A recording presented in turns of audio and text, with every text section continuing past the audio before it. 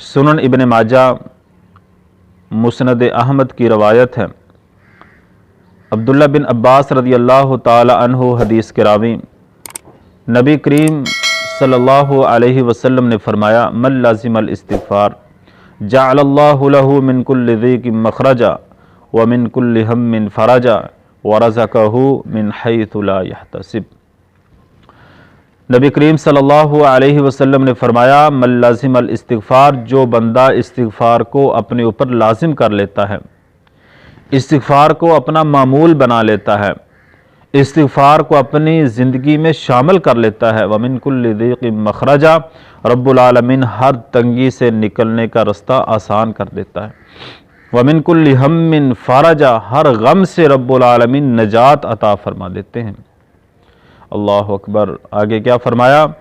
وَرَزَقَهُ مِنْ حَيْثُ لَا يَحْتَسِبْ، پھر اللہ رب العالمین وہاں سے رزق عطا فرماتے ہیں، بندے کے وہم و گمان بھی نہیں ہوتا۔ استغفار کرو گے، استغفار کو اپنی زندگی کا حصہ بناؤ گے تو استغفار کی برکت سے دل میں اللہ کا ڈر پیدا ہوگا، دل میں تقوی پیدا ہوگا، اور جب دل میں تقوی پیدا ہوگا پھر رب العالمین بندے کو وہاں سے رزق عطا فرمائیں گے کہ بندے کے وہم و گمان بھی نہیں ہوتا۔ آج مہنگائی کا دور ہے، ہر بندہ کسی نہ کسی مصیبت میں، پریشانی میں مبتلا ہے، اور سب سے زیادہ جو آج پریشانی ہے وہ رزق کی وجہ سے پریشانی ہے۔ وہ مال تو کماتا ہے، پیسے تو لے کر گھر میں آتا ہے، لیکن مہنگائی اس قدر ہے جس کی وجہ سے بندہ پریشان ہے۔ تو سامعین حضرات، دل میں اللہ کا ڈر، تقوی، خشیت الہی ذکر کی وجہ سے دل میں پیدا کریں، کیونکہ اللہ رب العالمین کا وعدہ ہے، وَمَن يَتَّقِ اللَّهَ يَجْعَل لَّهُ مَخْرَجًا وَيَرْزُقْهُ مِنْ حَيْثُ لَا يَحْتَسِبْ،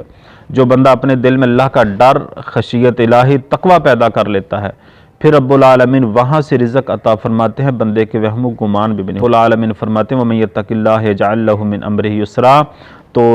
دل میں اللہ کا ڈر، تقوی، خشیت الہی پیدا کرو گے، اس کی برکت سے رب العالمین تمہارے سارے کے سارے معاملات سیدھے فرما دے گا، سارے کے سارے معاملات کو رب العالمین آسانیوں میں